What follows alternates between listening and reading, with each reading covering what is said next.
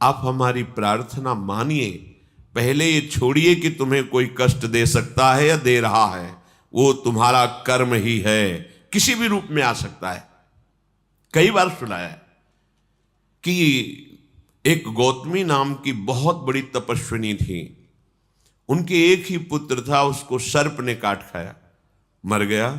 तो वहां के कुल भील उठा करके लाए और कहा, हे देवी, आपके पुत्र को काले सर्प ने काट लिया और वो मर गया। वो बहुत क्रोधित हुई और उनका, आज हम सर्पों को ही भस्म कर देंगे। आकर्षण किया तो सर्प सामने उपस्थित हुआ, मैं तुम्हें दंड दूंगी, तुमने हमारे पुत्र को क्यों डसा? तो उनका, आप तपस्विनी हो, आप ऐसा कर सकती हो, पर मेरी प्रार्थना सुन लीजिए। मैं बिल्कुल अपने वश में नहीं था, मेरे ऊपर मृत्यु सवार थी इस बालक की, और उस मृत्यु ने मुझे विवश करके कटवाया है। बात समझ में आई? हाँ, ठीक बात कह रहा है। मृत्यु का आकर्षण किया, मृत्यु सामने उपस्थित हुई मूर्तिमान, कहा, मैं अपने तपोबल से तुम्हें भस्म कर दूंगी। तुमने सांप को प्रेरित किया और सांप ने मेरे पुत्र को डसा और मर गया। तो उनका, क्षमा कीजिएगा, मेरा कोई दोष नहीं, मुझे काल ने प्रेरित किया। काल से प्रेरित होने के कारण मैं मृत्यु सर्प के ऊपर अपना सामर्थ्य करके उसे वशीभूत करके उसे कटवाया और वो मर गया।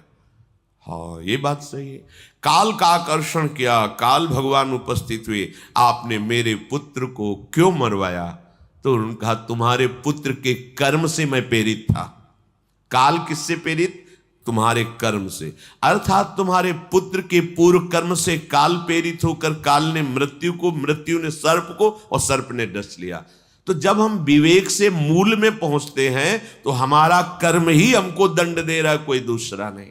ये विश्वास कीजिए, आपका कोई कर्म है जो आपको दंड दे रहा है। आप कोई साधारण नहीं, भगवत आश्रित हैं, तो आपको कैसे कोई दंड दे सकता है?